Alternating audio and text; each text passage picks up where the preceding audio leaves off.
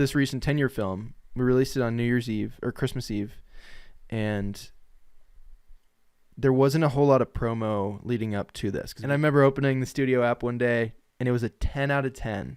10 out of 10 means like that is the worst performing video out of the last 10 that you've posted. Ideal is a 1 out of 10. Yes, exactly. Yeah. I remember that happened to the video, and I was like, man, we put so much into this project, and it's just tanking. And then I start peeking at the comments, and I mean, the comments and the engagement on this film were unlike any other video we've released.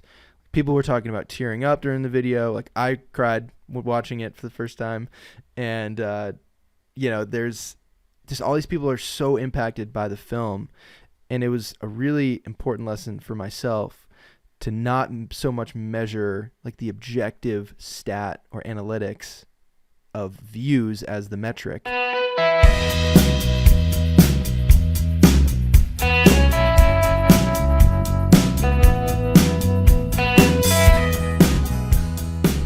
Let's jump into it. Welcome back to the podcast, everyone. Today is a special episode. I've got my buddy Brent here, and we've got our boy Steve from Onyx. You've seen these guys in some videos before in the past, and they're joining me because today we are going to share 10 lessons in 10 years on YouTube. It's kind of wild to think it's now over 10 years. We're on to getting to 11, but in case you guys hadn't seen, we released a 10-year film back actually on Christmas Eve that documented kind of the origin story of Wildfly, and I brought back my cousins who were the guys from the very get-go who helped kind of start Wildfly and helped this, ignite this spark of fly fishing for me. So it's a really special film. A lot of work went into it, and it's cool how many people have reached out since, just being impacted by the story or have related to it in some way. But we wanted to do a separate podcast to kind of reflect on 10 lessons that I've learned in 10 years. Pretty crazy. But the boys and I here, we just had a little brainstorming weekend / ski weekend. Fill us in, Brent, on our weekend in Utah that we had. Yeah. Well, I want to step back a little bit. Watching the 10-year episode that's live on YouTube, I actually learned a ton. I didn't know anything about the history of the channel, and I've been hanging out with you for, I don't know, a little over 2 years now. So that was really cool to see and learn a little more about the history. But that kind of pushes us into current times. And yeah, we got to spend a weekend in Salt Lake during an awesome snowstorm. We locked ourselves in an Airbnb. Oh, you're back? We're back to get in the snow. Snow's back. Yeah, keep going. We love it. We just locked ourselves in an Airbnb and brought out a whiteboard and kind of just took it as a moment to pause and say, okay, what worked? What's been working for 10 years? How do you want to keep moving forward? And what are some new ideas to like kind of adapt and change with the times? So I thought it was a pretty productive weekend. We've got the seeds of some really cool ideas for this next year. And which parts are you most excited about? Oh man. I mean, there's a lot of ideas, and I think this is like something I'll get to. It's really hard to like filter them out. Filter out which ones can we actually do, which ones are realistic. But we have an airport idea. That's all I want to say. We've got an airport idea that is really, really exciting. Planes are involved. Fish are hopefully involved. We'll see what else we get into. I think I'm excited to experiment with some different formats like this one we're kind of referring to, but also I really want to hone back into like what is like true core Wildfly and what kind of videos, like we've had some big projects this past year. Hope and High Water was huge. The 10-year film was a big production. And just a lot of people and a lot of money and resources and time have gone into those. But I do really like stepping back in like the simple videos where it's just a simple adventure, or it's like you're simplifying your gear down to just the essentials so you can truly be in the moment and the experience. So I'm looking forward to more of that. I don't know. It's a cool balance. Like, it's nice having a big production where you put a lot of time and thought into the idea and the execution and then the distribution. But it's another thing to just, when you first start out on YouTube, it's like, I got an idea, I make it, and I just throw it up on YouTube without any thought of like, is this going to make any money? Is this going to grow the channel? Like, you just did it because you wanted to do it. And I think leaving room for that is what I'm really excited about. Totally. So, as an outsider perspective, having watched for years prior to like meeting you and knowing you and being involved, like I would argue that that's like always been the core of what you've done, and that's continued today. It's not, some videos and plans are much more methodical, and you're sitting down and applying some strategy to, okay, we want to do this and we think it should kind of unfold this way. But at its core, it's like you're going to go do something that you enjoy with people that you enjoy. And that's always been kind of like that heartbeat, that pulse of what I've observed on Wildfly and what we're trying to do in this coming year for sure. Yeah. And that's another thing with having you guys more involved, and like the more we've been able to build out a team the last year or two, it's like, I tell Brent this all the time, but it's always felt like a solo venture, in a very, you're just like navigating this world and you're doing everything and you're making all the decisions. And as much as that's been great and I've learned a lot from it, I do really like it. I think the most important thing or part is like the people you do it with, and building that right team and the right people around that is what I'm also really looking forward to. And so that's why I'm stoked to have you guys helping out, and also being a part of this podcast. We gotta get some trips on the books this year, and it should be sweet. So Yeah. Another Sufferfest through the rain on the Henry's Fork sounds great. That's right, dude. We'll keep trying to feed fish the flies that they don't want to eat. It's all right. Yeah. Brent's not throwing a dry fly on. He's going to sit in the rower's seat unless he has a big old 6-inch streamer in his hand. We love it. Yes, exactly. Maybe that'll be a lesson for Brent, is like, go big or go home. Never cut the streamer off. Never cut it off.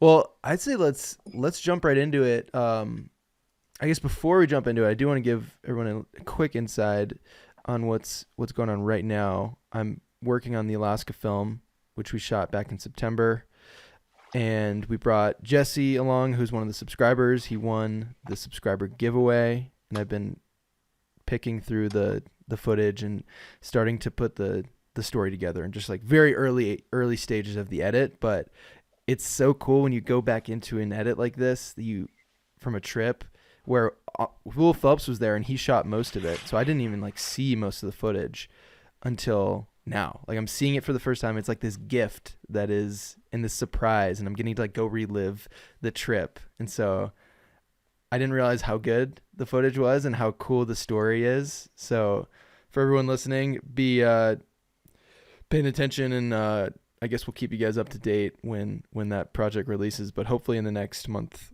and a half that will be live. But very excited about that. So that's my last aside. I'm sure we'll get into some tangents, but I say let's jump in to the lessons here. For all of these, a lot of these are either lessons that I've things that I've noted from books or podcasts that have really resonated with me and made a profound impact, but also, different things that I've just, through my experience, of like observed and taken from the experience being on YouTube. First one is, if you're saying yes to everything, you're actually not saying yes to anything. And I heard this from probably like my favorite YouTube channel called Yes Theory. They make some incredible films all around the world, traveling and doing really cool adventures. And this was brought up in a conversation, which is ironic because their channel started as being like saying yes to things. But the more that this has grown with Wildfly and the more opportunities that come about, opportunities that I never could have imagined would be possible are now, now the hard part is deciding on those and being able to say no to some really incredible opportunities that might be really engaging and exciting in the moment, but in reality it might not be realistic. Like if I just say yes to every single trip that I've been invited on, I would just have no time for myself and not be able to give myself the time to like think and focus in on a single project. So I think I view saying no as a muscle and something that you have to work out.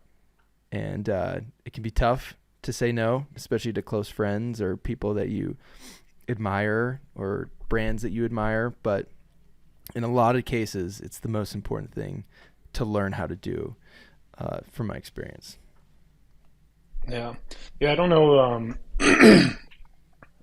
It was shocking to me after kind of like getting a little closer to you, how many people, viewers are reaching out saying, hey, I have this fishing lodge here or there, literally all across the world, and offering to host you and whatnot. Some of them I'm sure are trying to like use it as a marketing tool, but it seems like most of them are pretty genuine and wanting to just like hang out and allow you to have an opportunity.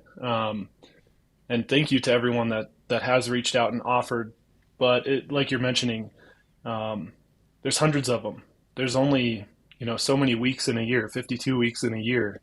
Like even if you were to go film every week in a year, you'd have no time to edit and upload, and like your life would just be spinning out of control and chaos. So yeah, it's a really tough one to say no and decide which trips are actually exciting and fulfilling all the good things. Mm-hmm. Yeah, there's a whole lot here that's lending itself to being decisive at something that's important.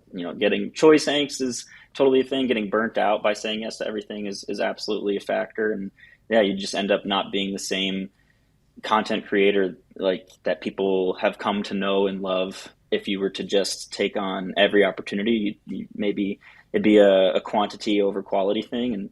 And sometimes that's a fine line to walk, but I think this lends itself to that idea of making sure that you're finding balance in all things. Yeah. And it's tough because I feel like I am very much an impulsive person, which is in some ways how I feel like gotten to where I've gotten. But at the same time, like training that muscle of, instead of the instant something comes up that's a cool idea, being like, oh yeah, let's do that. Like totally. Just taking even a couple seconds to think about it and be like, does this actually make sense? This might be really exciting in the moment, but maybe I don't even have to make a decision right now. Let's just take some time to think on this and then get back. And if it's best, say no. Yeah, dude, procrastination always is a good decision. Procrastination is the best. Exactly. That's not. I'm not procrastinating. I'm just giving it time to make the best choice. Dude, and I'm so bad at that with like my texts. A lot of times, like, and this is something like it's a lesson, but also something I need to continue to work on, because a lot of times I'll get texts and like I have 200 unopened texts in my inbox right now, and that hurts. I know, dude, it really hurts.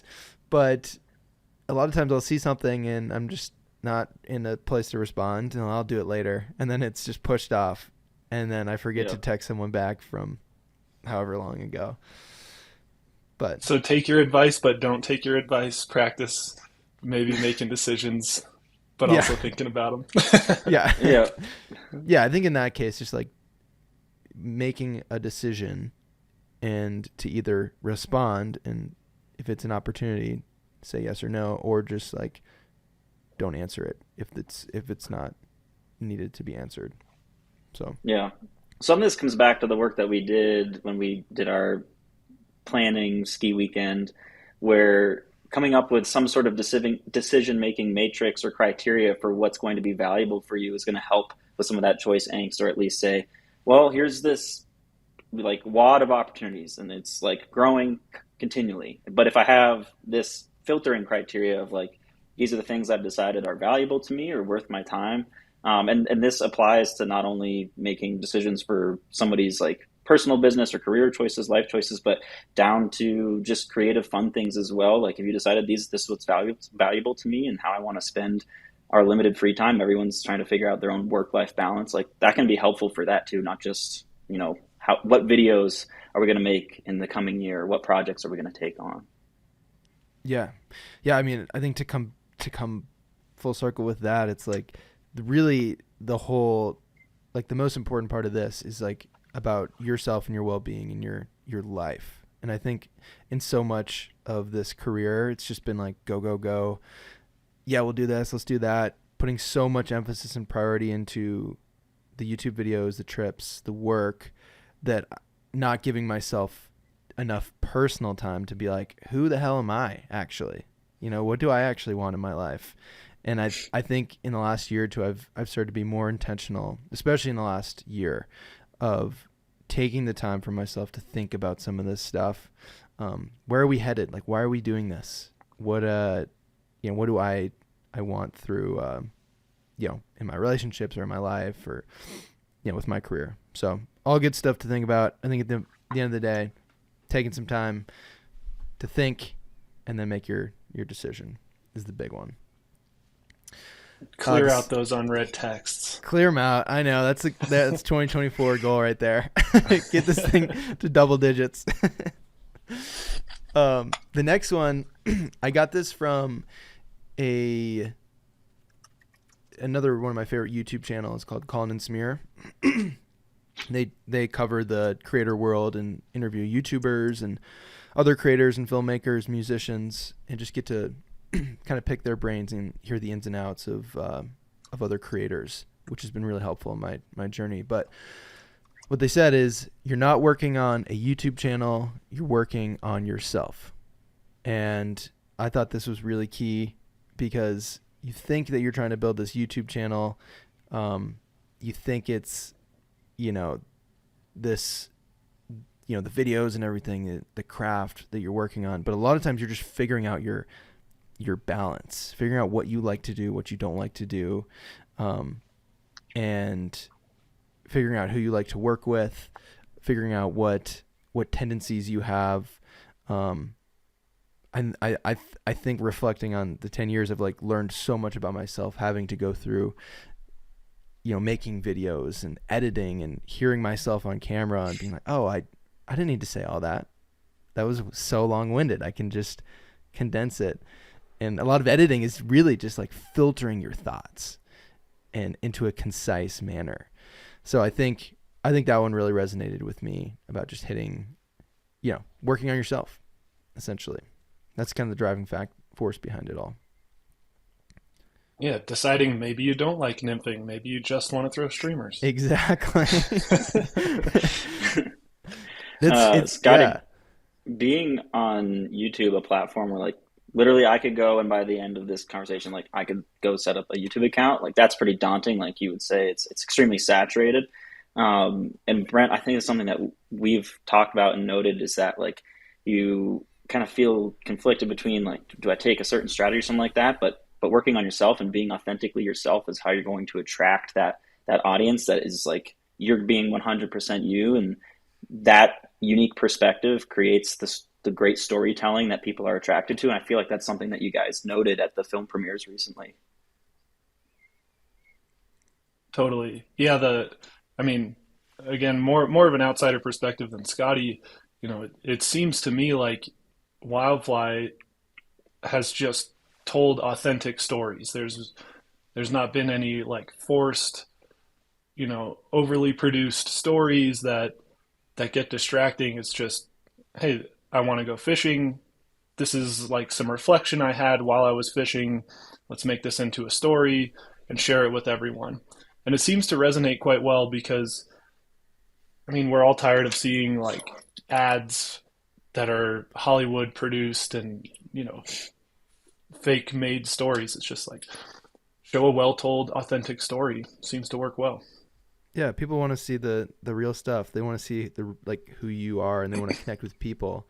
Because yeah, I think a lot of the like stuff in the fly world, a lot of the media you see now, it looks very corporate, and it looks very cookie cutter, like the same. So I think people are just craving, real stuff. And it's funny because you go on this like journey of trying to create this brand and this image and whatnot, and then it all just comes back to like, oh, what actually you should be doing, and what people are looking for is just who you are and just being honest with yourself. We unintentionally just covered number 3 here. Yeah. Oh my gosh. Yeah. Number 3 is perfect. This is I forget who I heard this from, but this is from another YouTuber. It doesn't have to be great. It just has to be me. And I loved hearing that, because I think we all, like as creators, or really anything you do, you strive for this greatness, and you strive for what you see out there as, super high quality videos and films, people shooting with these fancy cameras, and you're like, man, I just would do anything to shoot an image like that and capture that thing. But at the same time, I think the most important part is just it has to feel like you. And if it doesn't feel like you, no matter what camera you're using, you could be filming on a potato, like this webcam right here. And as long as it's you, that's the most important thing. And during the weekend, we were watching a bunch of Ryan Trahan's videos, which, Steve, I think that was the first time you'd seen him. Never seen him. But dude, tell me, like, Ryan is like one of my favorite YouTubers, just how genuine. He's such a good storyteller, but it's so lo-fi, and it's not forced. He's like so himself. But like, what was your thoughts when you first saw some of his videos? I was blown away that, like, when you imagine the top percentage of like any category, you just imagine like a tremendous amount of effort. And I'm not saying that's not what is happening there. But like, it wasn't overproduced anyway. Like, I kind of imagine like he must be using like some crazy equipment. Most of them are filmed on a phone, it would seem. So like there's GoPro footage and things like that. I'm sure that there's other videos, but of the ones we watched, some of them were just like him holding a phone towards himself, like extremely entertaining. And obviously he's one of the most successful YouTubers from what I understand when we were watching. So yeah, it was amazing to see, like, this is a fantastic example of like, he's just being himself. He's attracted this audience that is like super appreciative of that type of storytelling, and he's cut out quite a big piece of the pie on YouTube for himself. Pretty interesting. Super fun to watch. Yeah, and it's funny because like the reaction that you get and the feeling watching it, we're laughing, we're like, there's tension. It's such good storytelling. Yeah. But if you watch that from an outsider's perspective with the lo-fi feel to it, you're like, this isn't a good video. Like, this isn't shot on a Red, or this isn't shot on whatever. But that doesn't matter at the end of the day. And that's like the beauty of YouTube. It's so DIY. And I think that's why I've always been so attracted to it. It's just the realness of it. So yeah. If you're listening or watching right now, leave a comment or send a DM to Wildfly and tell us your thoughts, whether you agree on the quality of the video and basically what we just discussed for the last 5 minutes. Be interesting to hear the audience's perspective. Yeah, it's just a different perspective on. I think it just, again, comes back to story versus the actual production. And so anytime I get a lot of DMs of people reaching out about cameras and all that, and I think the most important thing is it doesn't matter.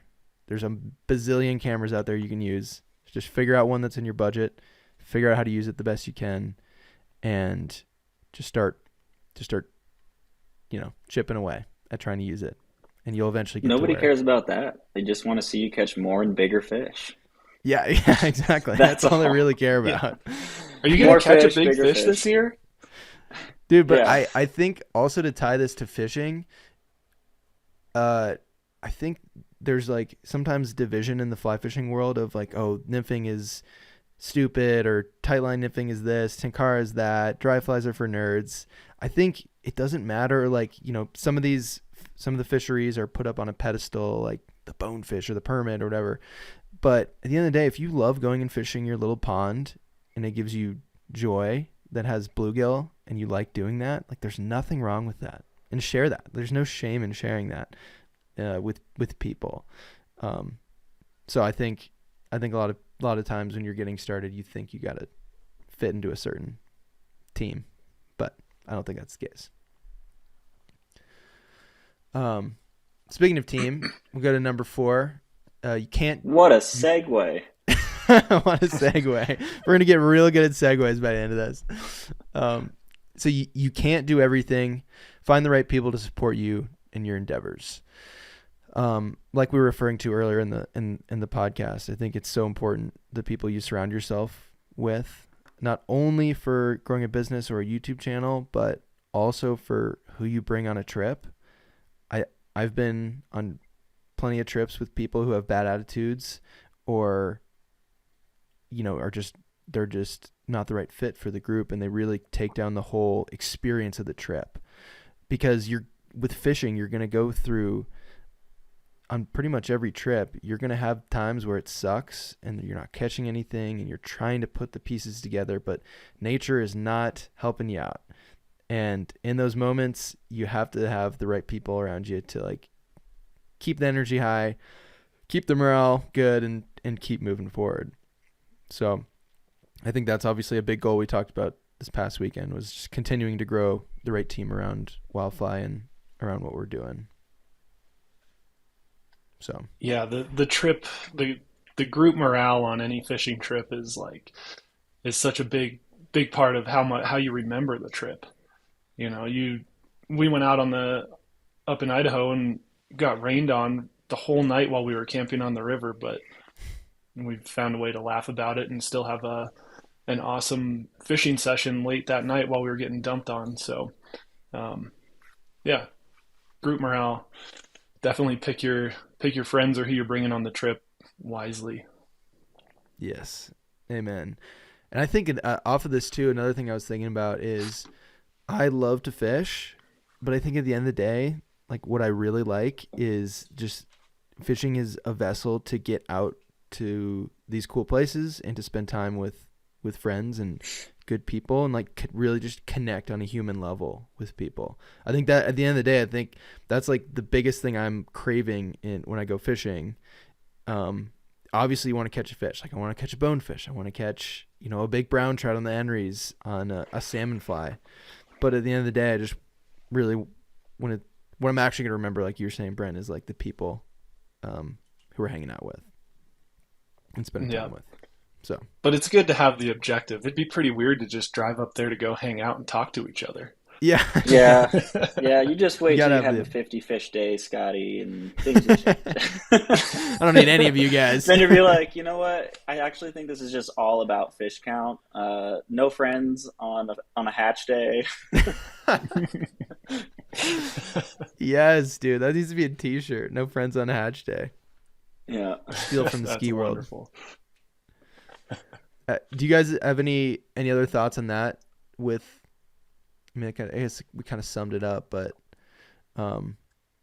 yeah, have an objective. I would say, like, to your second point of it's just a vessel to go out and do this. There's been little opportunities with fishing that I've been historically down on, where I was like, I'm not really sure that I'm that interested in that, but then once I finally gotten over myself and gone, like there used to be this little pond near where I worked, and I knew that there were little bluegills and some bass in there and stuff like that. And I've always kind of just overlooked it until 3 or 4 people from work wanted to go when we were done. And we went down there with a boat bag with a bunch of flies and some 3-weights and a couple of beers. And I was like, wow, this is actually a great time. And you're still doing all the same fun stuff. Like you're rigging, you're casting, you're getting eats, you're setting the hook, and you're playing with something that bends a rod. So then at that point I was like, anything that bends a rod is cool. And same thing applied there was a while where, I kind of grew up with conventional fishing and trolling and stuff like that. And I kind of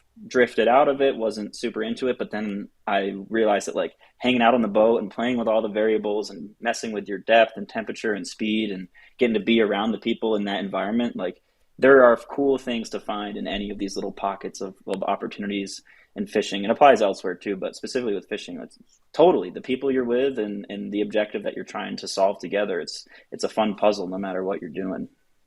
Mm-hmm. Yeah, that was the fun part about the weekend brainstorm, with coming up with different objectives for trips. and like how that could make a cool premise.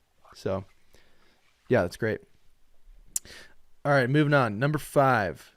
This is a quote from the famous Rick Rubin, absolute legend. If anyone has, if you're not familiar with Rick Rubin and you're an artist, I think you should look into him. In his book, The Creative Act, Way of Being, is like one of the best books I've ever written, especially as a creative. And this quote really resonated, and it's failure is the information you need to get where you're going. And I think that couldn't be more true with fishing, with creating, storytelling, really anything you do in life. It's like fail forward, fail fast. I've heard that as well. But embracing the failure, which is very hard early on because you want to be perfect and you don't want to make mistakes, and you want to like prove yourself in a way. But actually leaning into that, especially with every trip that we go on, there's something that screws up, and just being open to what that failure is trying to teach you. For example, we were in Alaska, and there was just a lot leading up to it that I had not been like full. Like I'm working on another project leading up to it, so I wasn't fully in Alaska mode. So I only brought like 1 or 2 hard drives, and we didn't have enough space. One of them was full. I didn't even check, like an idiot. And I remember like the first or second night we're dumping footage, and Will was like, dude, we're out of space. And he was like getting on me about it, because that was my role. I was supposed to bring a hard drive, or I was supposed to bring enough space for the trip. And fortunately, we were close enough to a store just down the road that we could go buy, a couple of hard drives. But it was a good wake-up call for me. It's like, yeah, I've been doing this a long time, but man, like, get your shit together. Like, this is the most important thing this trip. None of this happens without the storage and saving all of this footage. So I think when you're getting into fly fishing, or if you're getting into filming, you're going to fail a lot. That's what you need to figure out kind of where you're going. Sometimes to know what you need to do, you have to know what not to do. And you don't always know what not to do until you try something and it fails. Yeah, exactly. Yeah. That's like the beginning of the day. You tie on a white streamer and you're like, I really want this white streamer to work. And then eventually you have to tie on the stupid olive streamer, and it starts working. That might be the worst part of the day, dude. Yeah. If they're not hitting the white one, dude, I don't want to fidget. Having to tie on olive is like just heartbreaking. But what's even worse is having to tie on a black one. You're like, I can't see it at all. Right. I can't see the strike. I can't see it in the water column. I don't know where it is. But black can be deadly, unfortunately. Yep. So yeah, I don't know. I love that quote from Rick Rubin, and I think it's really good to, especially with YouTube. It's interesting. You can put stuff up and get real time feedback from your audience, and I think the audience is smart, and especially the more they get to know you, and they'll sniff out any BS if they're like, dude, you're playing the game. Stop. Don't play the game. Just be yourself. Like, they'll call you out, or if a video doesn't hit,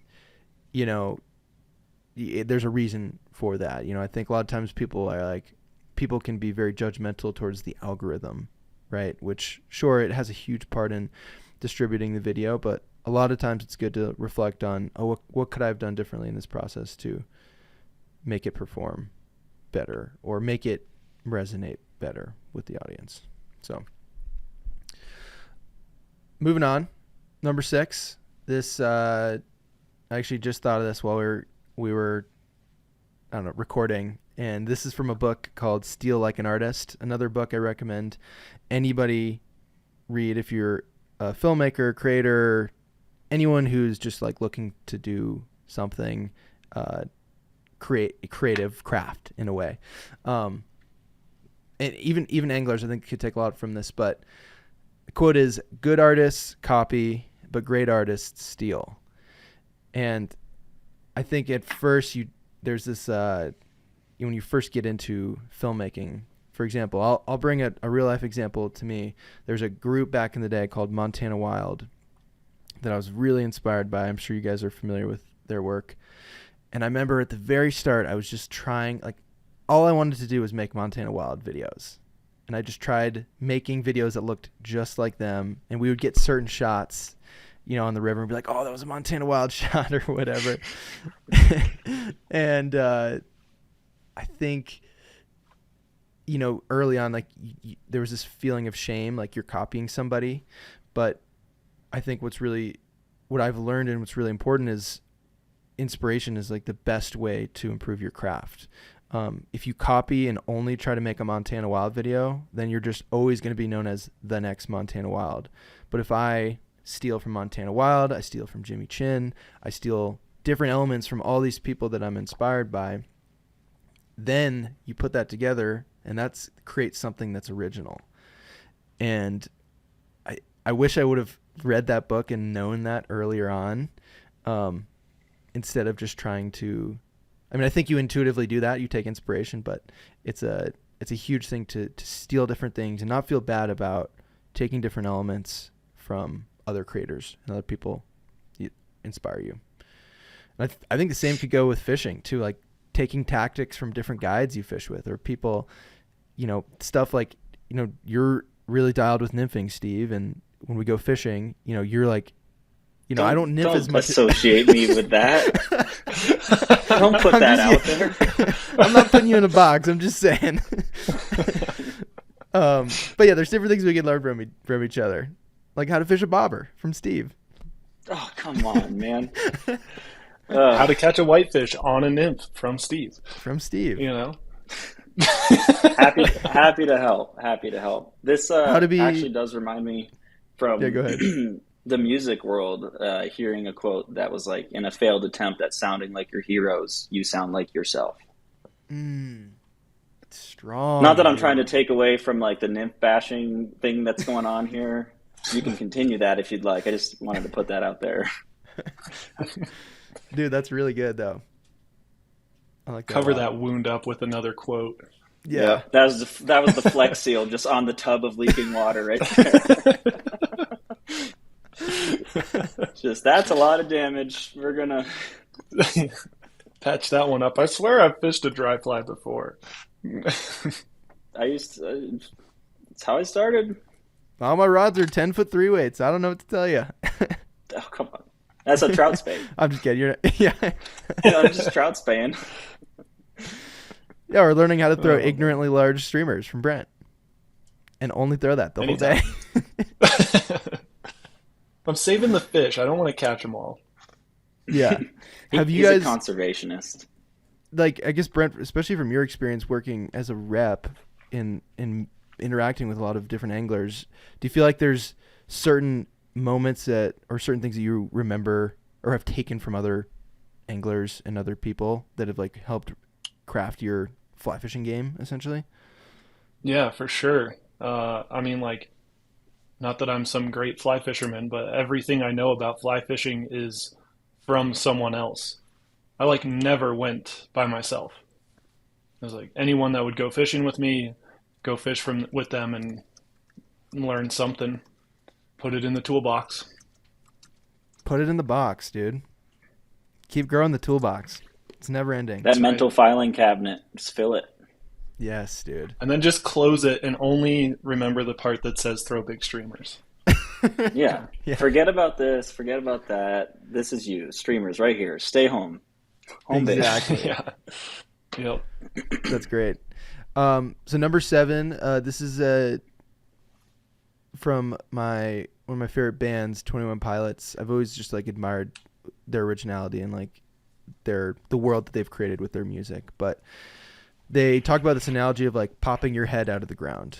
And I couldn't really come up with like a quote necessarily for this, but I'll explain it, which essentially is, early on in their career, there was a bunch of bands in their circle, and they were, all kind of coming up together, trying to figure out what direction they want to do. Or, oh, this band's doing that. This band's doing that. Oh, we could try this. And there was all these different bands. But when they finally decided, you know what, let's like put our head underground. Let's go do the things that we want to do. Let's play that show. whatever, that's when things started, working for them. And they essentially popped their head out of the ground like 5 years later, and they were 20 miles ahead of everyone else. And so I remember hearing that really early on, and understanding, I guess, like the importance of stop worrying about what everyone else is doing. And it's really important that you just follow your gut and the things that excite you.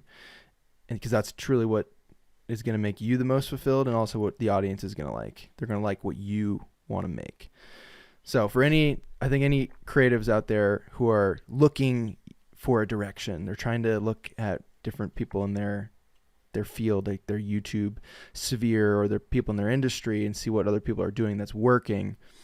I think you can do that to an extent, but it's really important to, at a certain point, just don't take those inputs in and actually work on the craft and work on the stuff that you want to make, or fish the places that you want to fish. Don't just follow like where all the, big industry heads are going, kind of thing.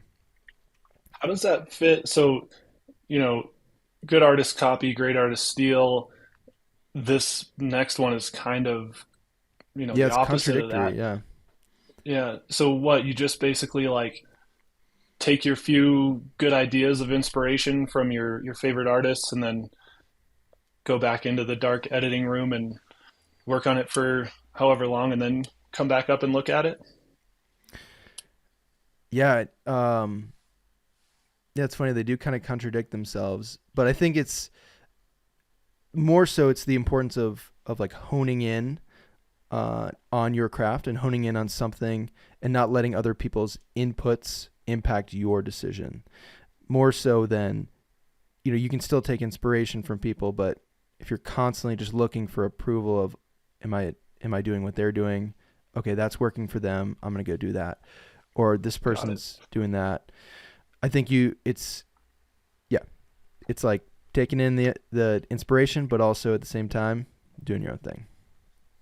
I've heard Nice. like creativity compared to kind of explained through lucid dreaming, where it's like you want to be aware of it, you want to be careful with it and enjoy it and like stay in it. And then if you become distracted or excitable or you pop your head out of the ground, like it'll break and you've lost it. You've slipped out of that lucid dream. So you want to like stay really focused and in that space. Yeah. I think distraction is probably what kills people's careers and businesses more than competition. And I've experienced a struggle with that big time, trying to stay focused. But the times, like you guys know, I mean, Brent, working with me, the weeks or 2 weeks that I have to like finish a video, when that's the sole thing that I'm doing and I'm only working on that, and there's not like meetings or I have to do merch stuff, like those are the weeks that I really get shit done. And it's like productive. I'm allow myself to get into those, like that creative state and stay there. So it just takes a lot of focus, which is hard. Into the editing cave and stay there. Just stay there, dude. This is another one that I feel like I've learned a lot from you, Brent. And it's, if you don't plan it, you won't do it.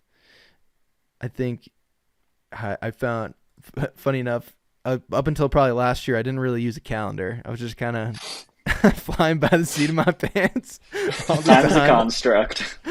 Yeah, I'd like write stuff in my little planner, but I'd never like, I was like, Google Calendar, how the hell do you use this thing? But I think it's really opened my eyes to putting stuff on the calendar, planning things out. Even if you have to move it or you don't end up doing it, at least put it on there, because you're way more likely for it to happen if it's on the calendar than if it's not. Definitely. Yeah, when we were doing that planning weekend, you brought the big ass calendar. It's like a whole year in one poster. And when you look at that, leaving plans up to chance or not putting them on the calendar seems really silly. Mm-hmm. Like if you want to get a lot done this next year and go on a bunch of epic trips, you better put them on the calendar and put a time limit on them. Yeah. I think it's huge for people that talk about, oh man, I always wanted to do like a Montana trip, or I've always wanted to do a Bahamas trip and go bone fishing. I think a lot of people, and myself included, have been like, oh man, would love to do this trip. But until you actually put it on a calendar and you start making steps to plan it, it's never going to happen. It's never just going to like magically show up one day and be like, hey, here's your plane tickets and itinerary to the Bahamas. Enjoy. I mean, you could play the lottery. You could play the lottery. Finally, yeah. Should we start a wildfly lottery and just start shipping out plane tickets to people? Yeah, let's do it. Every piece of merch bought is one entry. That could be a fun idea. Yeah. How does planning come into your world though, Steve? Because I know you're super organized, and especially with, I'm sure, like Onyx stuff, and then balancing hunting and fishing. How does it work? I don't make plans. I break them. Yes. No, I joke. Yeah, I try to be, especially like as more variables come into my life, try to balance work ethic, play ethic. But again, it's like anything that's you don't make tangible will escape. So I use the notes app of my phone quite a bit, actually, because sometimes my thoughts for these ideas or plans, whether they be trip related or something I got to do, can be sporadic, and they'll come in like little windows of productivity of thought. And so when that's happening, I try to just like write everything down, and then later that week when I'm like, what am I doing right now? I'm sitting on my phone or whatever, like go to the notes and be like, oh, okay, I need to add this to the calendar. I should send this message to this person, or I need to return this phone call or something like that. Mm-hmm. Yeah, I think writing stuff down too is key. Like if you have a video You can't idea, fit it all up here. You can't get it out of your brain. I think that's like a big thing. That times that I'm like trying to fall asleep and there's stuff in my head that what I have to do tomorrow, when I write it down, it's out of my head, clear the space, clear the RAM, and then now I can move on. Yeah. So, yeah, that's good. Okay, this next one, number 9. This is very applicable to this 10-year film that just came out, but I'll share it with you first. Don't measure a video's success by views, but rather if you did all the steps in the process to the best of your ability. So, with this recent 10-year film, we released it on New Year's Eve or Christmas Eve, and there wasn't a whole lot of promo leading up to this because we had the Hope and High Water project that released over paywall right before this, and then this film was actually supposed to drop in like October, but it took a lot longer to get the story right and just to get it where we wanted it to be. And it's cool that it dropped on Christmas Eve because the intro scene includes a scene from the previous Christmas that it just felt like the right thing to do, dropping it when people are with their family. Like the experience of watching this, I think, was more important than actually the reach when it came down to it. But I remember I kind of deleted my studio app while I was during Christmas and not looking at analytics when I was with my family. But I was, still peeking a little bit. And I was like, let's see how the video's doing. And I remember opening the studio app one day and it was a 10 out of 10. And if any YouTubers out there, like people who put stuff on YouTube, if you know what the feeling of a 10 out of 10 video is, it just hits you in the gut. It's basically YouTube being like, yeah, your audience doesn't like this video. Essentially 10 out of 10 means like that is the worst performing video out of the last 10 that you've posted. Ideal is a 1 out of 10. Yes, exactly. Yeah. And when you get a 1 out of 10 on the studio app, they give you all this confetti that's coming out of the screen and you're like, the dopamine is just gushing. But I remember that happened to the video and I was like, man, we put so much into this project and it's just tanking. And this is like what's going in my head. Then I start peeking at the comments, and I mean, the comments and the engagement on this film were unlike any other video we've released. People were talking about tearing up during the video. Like I cried watching it for the first time, and there's just all these people are so impacted by the film, and it was a really important lesson for myself to not so much measure like the objective stat or analytics of views as the metric that they're giving, that YouTube is giving us, and more so be like, okay, this actually is making a big impact, even if it's a 10 out of 10, which it eventually picked up. It's now a 4 out of 10. But I think the steps in making it were the most important part about it. We made the story the best we could, and people are really impacted by it. And even if that's a smaller group, that doesn't matter. It's way more important than trying to reach width. So authenticity. It's just crazy how like the views on YouTube, they'll give you, it just gives you the sense of validation in a way, and then you're almost constrained by it because that's the only form of validation that makes sense a lot of times. It's harder to be like, no, this is making a real impact because you can't really see that. It's hard to be measured. So I think to circle this one and to circle back on it, essentially, any of you guys who are filmmakers or doing anything creative and putting your work out there, I think you got to really enjoy the process and think about all the things that you did right and you can do right in that process before you worry about the actual view count. I think enjoying the process is huge, and what the algorithm in the YouTube or social media decides to do with it, that's totally out of your control. The most you can do is just execute best you can. So yeah, you've obviously listened to that advice. You've made it 10 years and haven't burned out. So congrats on that, dude. Wild. Thanks. It's pretty crazy. So this last one, number 10, is I pulled two quotes. I think I couldn't decide between these two, but I just liked them both. And they're both two books, again, that I'd recommend that have made a big impact on me. Specifically, the first one, The Comfort Crisis, which is a book that heavily inspired 120 Miles, the bike pack. But the quote reads, "Boredom is indeed dead. Our collective lack of boredom is not only burning us out, but also muting what boredom is trying to tell us about our mind, emotions, ideas, wants, and needs." And the second one is from Rick Rubin again. Most often, the hints of inspiration are small. To hear the whispers, the mind must also be quiet.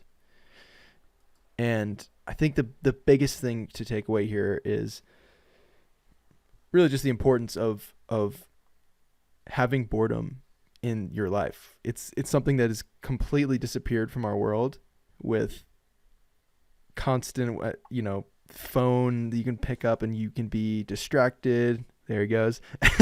For anything.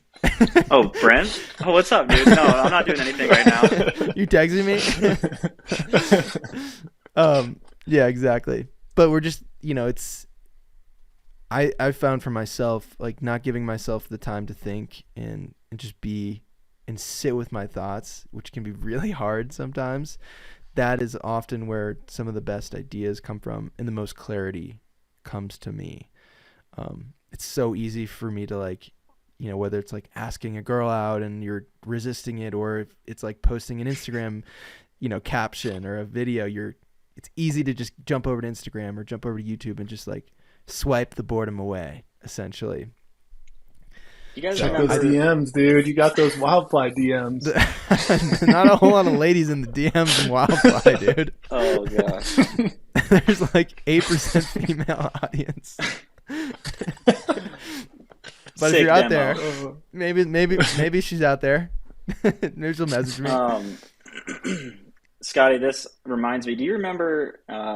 Maybe you guys use this in school, where there'd be like a web program where you'd copy and paste in a bunch of text, and then it would plot them, and then the words that had like they were repeated more and had more frequency would be like larger on like this word blob mat thing. So like the word that was pasted into the text box the most would like show up the biggest, and then one that showed up like 3 or 4 times would be like slightly smaller, and it would just put all the words that you put in there like this. And then sometimes, like if you're thinking about your thoughts this way, where the biggest things, the most frequent things, work and things that happen on a daily basis, like those are the biggest things. The coolest, most inspirational thing might be like the one, but you got to sift through all of it. And whether that's, like you said, kind of sitting with your thoughts or some form of meditation, or for me, a long drive usually does that, where everything else can come down to like a normal idle and you're able to like find and explore like the quietest things. And I think that kind of relates to what you're describing. Yeah, Totally. You mentioned something too. Maybe you can talk a little more on this, but about writing stuff down and how it's like that's how you're actually solving problems in your Oh instead of yeah. in your head. Lately, people have been talking about like journaling more and using either like actually pen to paper, which helps with retention better than like a screen. But anything is better than just trying to solve it all in your head. But the example I heard was if I gave you a basic math problem, you could do it in your head, just like some simple addition or something. But then if I gave you like some big number multiplied by this other big number, you'd probably say like, oh, well, give me a pen and paper or maybe a calculator or something. You can't just do mental math.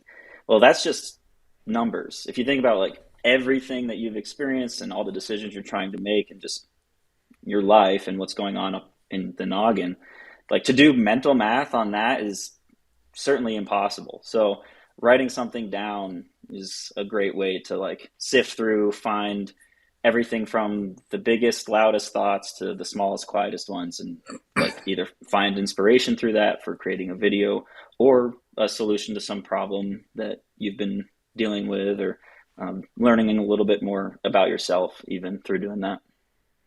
Yeah. Could also be the same as like deciding between going bone fishing or going for GTs. Yeah. Writing down the pros and cons. Yeah, it's so funny how like this like these Make a list. old school so to say like methods of being in the world, I guess, or whatever, are actually the best way to solve things. Like we have computers and we have this and that, but for our actual brains, we haven't evolved. You know, computers have evolved, but our brains are still like the same as they were thousands of years ago. So it makes sense to slow it down a lot of times and to solve problems on paper. Yeah. So I think it's hard because like everyone talks about, oh, here's my hacks to be more productive. Here's the apps I use to be more productive, yada, yada, yada. And like, I'll catch myself in the middle of a workday flipping between like 8 different screens. It's like, okay, well, you check your Excel list, go to your notes app, go to your email, like 5 different things. And I end up forgetting why I even opened one app. So sometimes I just have to like sit down and stare at the ceiling and just be like, hold on, like reset. What are we actually focusing on here? yeah. Yeah, one of the things I do a lot of times is I'll leave my phone on the counter in the kitchen when I go to bed, because the days when I wake up and if I would look at my phone the first, right away in the morning, it's like that is just essentially a distraction from like what you're actually trying to do. Like maybe I'm trying to get up and go for a run and then read or like get into work and start working on an edit, but like that's really just slowing you down and giving you more inputs to just be like, what the hell what am I doing now? And then you're lost. Mm-hmm. You come out of the vortex of Instagram like, oh, where am I? Dude, I was sleeping in my van in Scottie's driveway, and this homeless guy like tried to break into my van while I'm sleeping in there. And so whatever, I kind of like scared him off. And then I'm sitting in the van and like all the windows are covered. I didn't want to like open up the windows in case he came back or something. So I'm like calling Scottie like 8 or 10 times. I'm like, dude, can you look out your window and like see if I'm okay? Like whatever. But I was like, no, he sets his phone on the kitchen counter and there's no chance of getting a hold of him. Yeah, dang it, dude. Could have really need me there. And I was just been in REM sleep. Oh my Dude, God. yeah. That's crazy. I mean, you kind of just breezed over the fact that a homeless guy broke into your van, but I know what your point was. I swear, don't live in that bad of an area. It's a nice area. It's just some folks around here they're up too late. Nothing good happens after 1 a.m. Yeah. Including homeless people. Including homeless people. Oh, man. Yeah, sweet. Well, that kind of sums up the 10 lessons. There's like obviously a ton more that we could go into that, if I could sift through more of my notebooks or just think, but it's hard to dial it into 10, but wanted to reflect on the 10 years.